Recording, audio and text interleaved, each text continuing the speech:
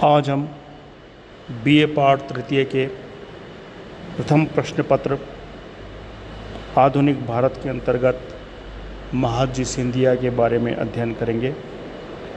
आंग्ल मराठा संबंधों में महादजी सिंधिया की बड़ी भूमिका रही है। इसके अलावा पानीपत के तीसरे युद्ध में परास्त मराठों को शक्तिशाली बनाने में भी उनका महत्वपूर्ण योगदान रहा। उनका जन्म 1733 ईस्वी में हुआ था। वे राणोजी पटेल के अनौरस पुत्र थे। इनकी माता एक राजपूत महिला थी।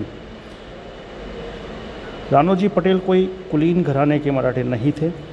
वे पेशवा के उपान वह वाहक थे, परंतु धीरे धीरे उन्होंने मराठों में अपना सम्मानीय स्थान बना लिया था। महादजी ने अपना जीवन प्रारंभ से ही एक उच्च सैनिक के रूप में प्रारंभ किया था और राजस्थान के नरेशों के गृह कलशों में उन्होंने एक मध्यस्थ के रूप में कई उपलब्धियां प्राप्त की।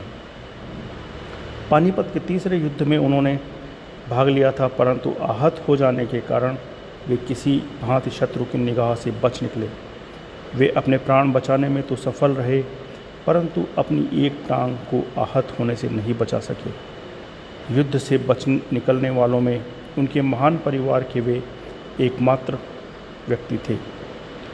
युद्ध से लौटकर आपने अपनी जागीर संभाल ली और पेशवा माधवराव ने उनके महत्व को समझते हुए उनको ग्वालियर का स्वतंत्र शासक स्वीकार कर लिया। ग्वालियर को उन्होंने 1750 में ही विजित कर लिया था। महादजी सिंधिया एक महान सेना नायक थे, अतः आज हम उनकी उपलब्धियों के बारे में यहाँ चर्चा करेंगे। सैनिक उपलब्धियों के अंतर्गत उनका राजस्थान में महत्वपूर्ण योगदान था। यहाँ के नरेशों से उन्होंने 10 लाख रुपया चौथ वसूल किया। पानीपत के युद्ध में भरतपुर नरेश सूरजमल ने मराठों की सहायता नहीं की थी।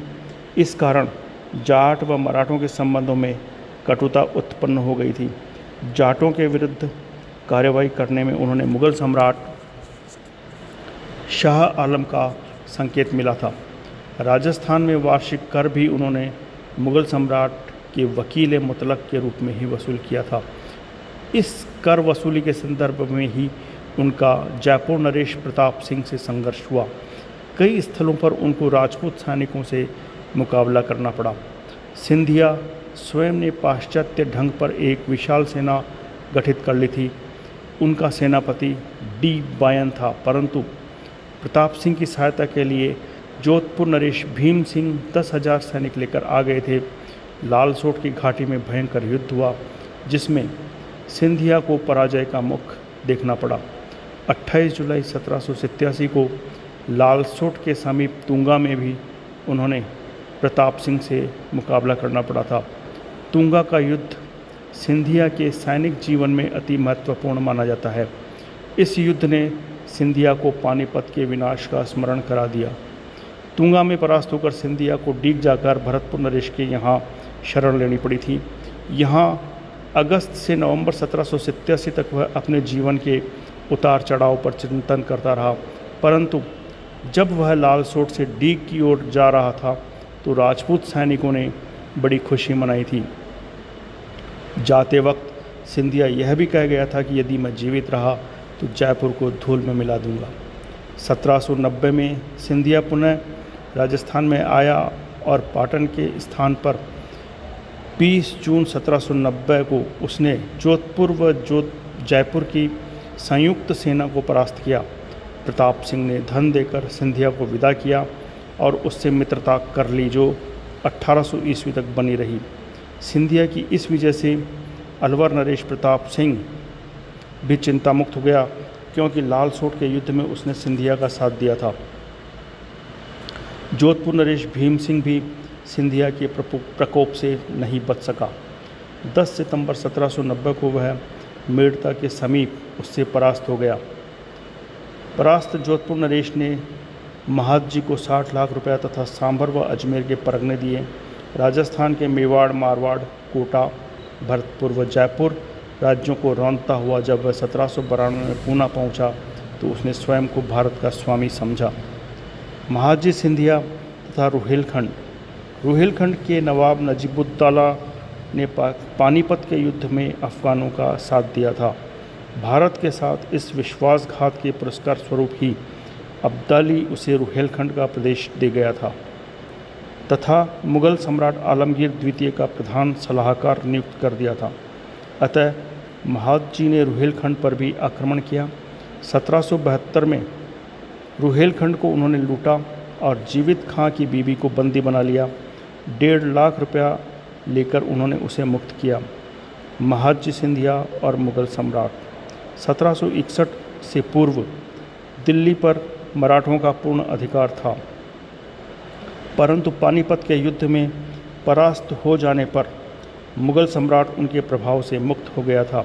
1765 की इलाहाबाद संधि से मुग़ल सम्राट शाह आलम अंग्रेज़ों के संरक्षण में चला गया था, परंतु उत्तर में राजपूत व जाट नरेशों को परास्त कर सिंधिया ने 1771 में शाह आलम को दिल्ली में अपनी सुरक्षा में आने को राजी कर लिया। इलाहाबाद की संधि के उपरांत मुग़ल सम्राट Shah Alam east India company के संरक्षण में चला गया था, परंतु अंग्रेज़ अपने वायदे के अनुसार उसे पैसा नहीं दे रहे थे। अतः उनसे तंग आकर सम्राट ने मराठों की शरण में आने की इच्छा व्यक्त की। महादजी सिंधिया ने दिल्ली पर मराठों का पुनः प्रभाव स्थापित करने का यह अच्छा अवसर समझा। जनवरी 1772 में सिंधिया ने शाह आलम का विधिवत दिल्ली में राज्याभिषेक कराया और उसे मराठा संरक्षण का आश्वासन दिया।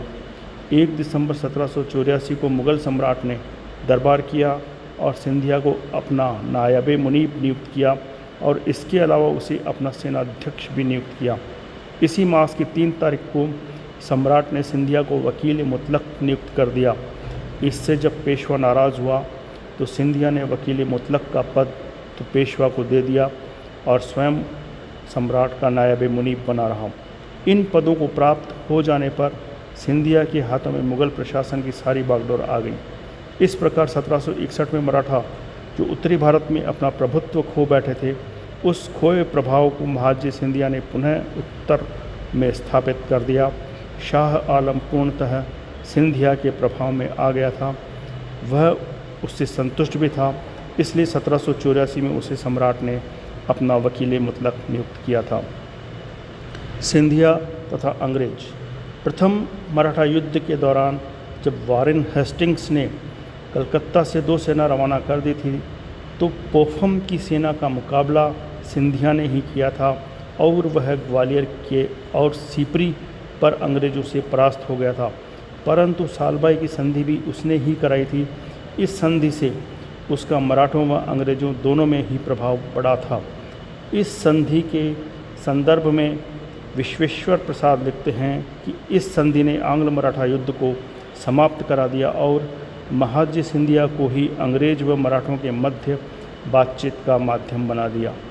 बढ़ोंच उसको इस संधि के परिणाम स्वरूप ही मिला था, परंतु सिंधिया की इस प्रतिष्ठा ने उसे उत्तर की राजनीति से विलग कर दिया। सिंधिया तथा होलकर। सिंधिया 1792 में सिंधिया का होलकर से युद्ध छिड़ गया। इन दोनों परिवारों में वैमनस्य तो जयपुर व बूंदी के उत्तराधिकार के प्रश्न पर ही प्रारंभ हो गया था। इस वैमनस्य को बाद में नाना फडणवीस ने और भड़काया।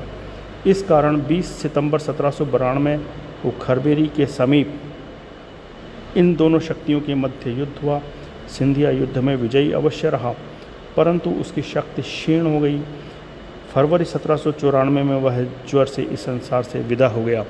इस प्रकार एक महान सेनानायक इस संसार से चला गया। अपने जीवन के दीर्घ काल में सिंधिया ने अशक्त मराठा जाति को नवजीवन का संचार दिया था, इसीलिए ग्रांड डफ ने उन्हें उच्च कोटि का विजेता बनाया। पानीपत के तीसरे युद्ध के उपरांत जाट और राजपूत जो शक्ति में आ गए थे, सिंधिया ने उनका मान मर्दन किया। शाह आलम को मराठा संरक्षण में लाकर दिल्ली की राजनीति में अपना प्रभाव स्थापित किया और अंतिम दशक तक 18वीं शताब्दी के अंतिम दशक तक सिंधिया बहुत महत्वाकांक्षी हो गया था, लेकिन मृत्यु के साथ ही मराठों ने अपना एक काबिल योद्धा और दूरदर्शी राजनीतिज्ञ खो दिया था।